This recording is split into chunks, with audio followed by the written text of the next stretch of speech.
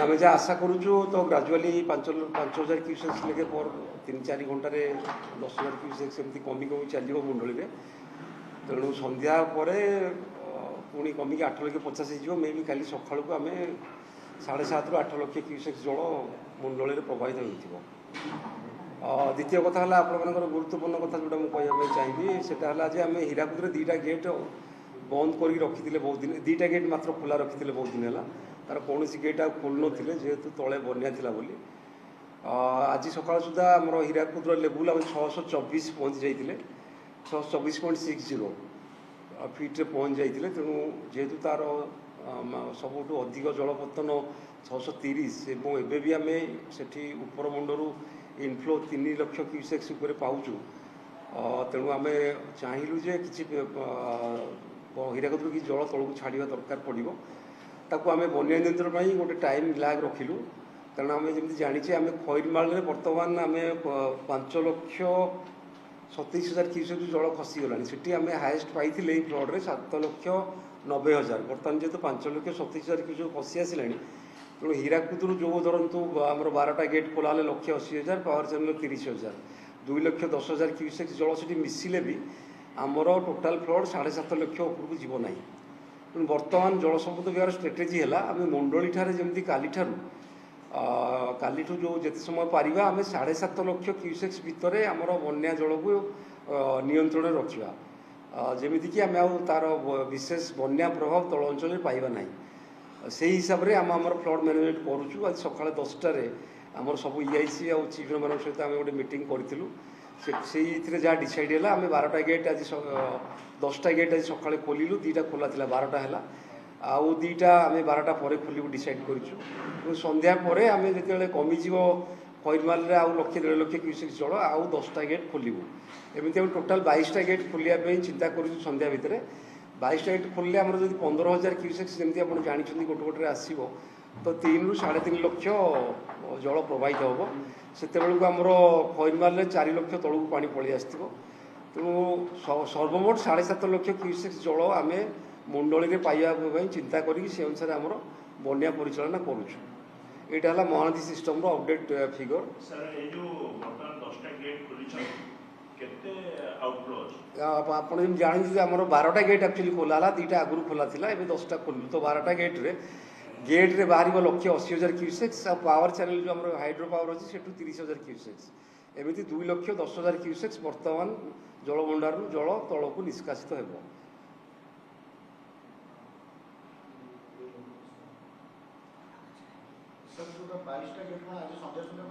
हाँ कारण आमर इनफ्लो अधिक अच्छी उपर मुंडर 3,50,000 क्यूसेक्स अच्छी से बढ़ुची तेणु से जेहतु सन्ध्या 4 लक्ष क्यूसेक्स हम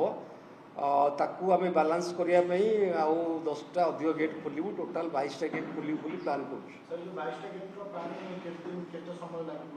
आम जमी जाचे आमर पाखापाखि मिनिमम 36 62 घंटा तो 48 जेहतु पानी अच्छी नदी में आम 2 दिन 48 घंटा 62 घंटा भितर से पानी मुंडली में पहुँचो किंतु मुझे कहली आम मेन कंट्रोल पॉइंट है खैरमाल रु आमको बरमूल तापर आस मुंडली तो सहीटा प्राय 12 ରୁ 18 ये 12 ରୁ 18 24 ରୁ 36 घंटा लगे खैरमाल पानी पाइबा तो सेठी खैरमाल लेवल जी कमुची से जमी मुझे कहली 7,80,000 थिला पीक से कमिकी 5,70,000 है सन्ध्या आहरी कमिज तेणु खैरमाल आम कंट्रोलिंग पॉइंट रोच मुंडली तार जहाँ डिस्चार्ज देखिकी आम हीराकुद गेट ओपनिंग डिसाइड करुचु वर्तमान तलस्तर जो स्थिति अच्छी जदि जो 48 घंटा पर हीराकुद पानी मुंडली में पहुँचुची तल अंचल किसी छोट धरण नहीं एक्चुअली जी बन्या आम पाई सारी 8,88,000 से बर्तमान सबुठ पीक फ्लड हीराकुद पानी छड़ा गले भी जमी मुझे कहली मुंडली आम मैक्सीम 7.5 लक्ष क्यूसेक जाए जल पाइबा सेमिति व्यवस्था आम करुचु जहाद्वारा कि तल अंचल अधिक बन्या प्रवण कि बन्या प्रवणता रही ताकू विचार बुटे जल संपद विभाग ये निष्पत्ति नहीं जहाँ सबुठ भल बन्या परिचालना हो पार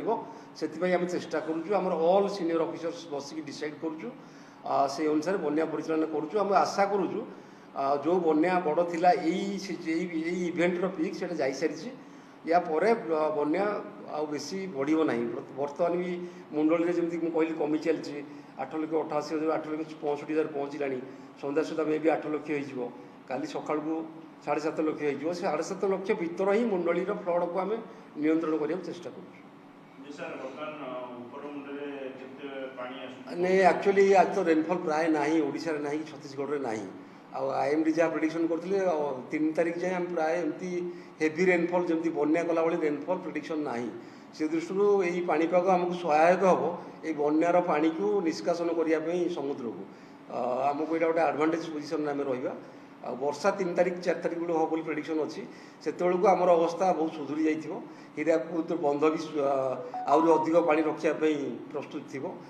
आमर जहाँ बन्या जल अच्छी सी भी तौक निष्कासित हो सारी 15 लक्ष 3 लक्ष 30,000 प्लस 30,000 3.5 लक्ष क्यूसेक्स धरतु 72 घंटा लगे पाखापाखि 88 आज 626 कही नहीं से दरकार भी कारण फ्यूचर पुणी बन्या आसो ताको मुकाबला करा पड़ो आमर आम गोटे विराट पदक्षेप नहीं हीराकुद जलस्तर को 626 जाए नहीं जाइलु जोटा कि जेनेराली आम नौना कारण आर वर्ष ये जलस्तर बोधे 600 आर वर्ष ये समय आमर लेवल थिला हीराकुद लेवल थिला केते देखिल एबे 626 अच्छी आर वर्षटा 610 बहुत तले थिला सेटा एक्चुअली आमर वर्षार परिमाण पर डिपेंड करके आम हीराकुद जलस्तर ये करूँ डिसाइड करूँ जेहेतु यहाँ गोटे बेसी रेनफॉल थिला हीराकुद गेट न खोलिकी भी तले आम गोटे मध्यम धरण बन्या पाइले हीराकुद जो डैम खोली हुए तो आहरी बेसी बन्या सृष्टि होता तेणु आम जलस्तर को अटकई रखिलु हीराकुद 4-5 दिन तापर एबे जेहेतु अवस्था सुधुरी लगुच आम हीराकुद घाई तो महांती सिस्टम रे जाए ही नहीं आप जमी जानती काली आम पीक खाई से गुड़ा आमको तल स्तर में पहुँचा 18 ରୁ 24 घंटा लगे आज संध्या पर तार पीक से मैंने जमी आम पुरी केन्द्रापड़ा जगतसिंहपुर एरिया से जल पहुँचो कारण एठू भी लगे 18 ରୁ 24 घंटा पहुँचापी तल मुंडली पाख तेणु आम वाचफुल अच्छु ए जाए कौन ब्रिज है ना किंतु आम जो पुराना फ्लड होता आम सालंदी बैतरणी जलकार से 3टा नदी आम जमी कही 7टा घाई होता आम बंद करने पदक्षेप नहीं जाऊँ आज सका भी आमर जो अच्छी सालंदी जेहेतु पानी लेवल बेसी कमी ना सालंदी 4टा गेट खोला था गोटे दिन में 4टा गेट बंद करुचु सो दैट तल अंचल आगे बन्यार सुधार आसला गेट खोल जाजपुर तो आम 3 दिन है कहूँ विभिन्न जगह घाई होता तार लिस्टा टी भर आमर बैतरणी प्रपर होता काली सन्धार आमर जो ब्राह्मणी खरसुआर गोटे घाई ता छड़ा खरस्रोतार होता काणी होता टोटाल 7टा घाई जाए छोट बड़ ताकू विभिन्न जगह जमी कहते आनंदपुर ब्यारेज पाखे गोटे होता ब्राह्मणी से सब घाई आम बंद करने पदक्षेप आरंभ करूँ पानी कमिला करदे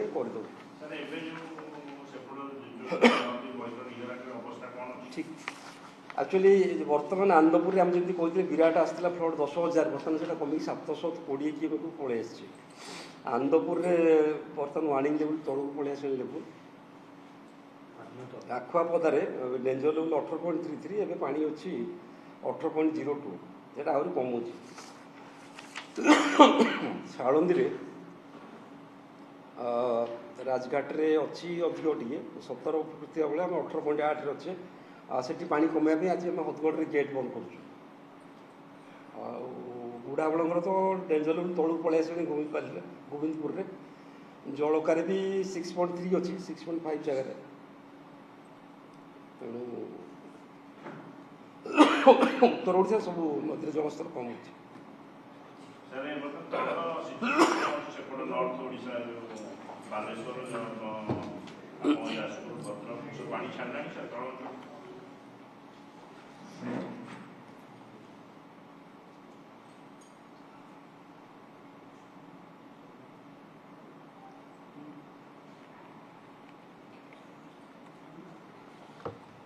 ମୁଁ ଯେମିତି କହିଲି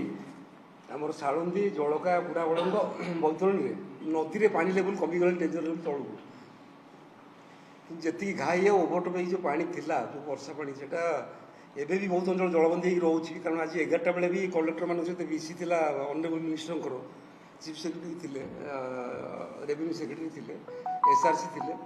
ତ 1 to 1 ସାର୍ କଥା ହେଉଥିଲେ। ବହୁତ ଜାଗାରେ ଏବେ ବି ବାଲେଶ୍ୱର, ଯାଜପୁର ଆଉ ଆମର ଭଦ୍ରକ କିଛି ଏରିଆ ଏବେ ବି ଜଳମଗ୍ନ ହୋଇ ରହିଛି। ଆଉ ପାଣି କମିବା ଆରମ୍ଭ କଲେ ବି ସମ୍ପୂର୍ଣ୍ଣ ଜଳବନ୍ଦୀ ମୁକ୍ତ ହେଇନି ବହୁତ ଗାଁ। ସେଠି ବି ସେମାନେ ରିଲିଫ୍ ଆଣ୍ଡ ଉଦ୍ଧାର କାର୍ଯ୍ୟ ଜାରି ରଖିଛନ୍ତି।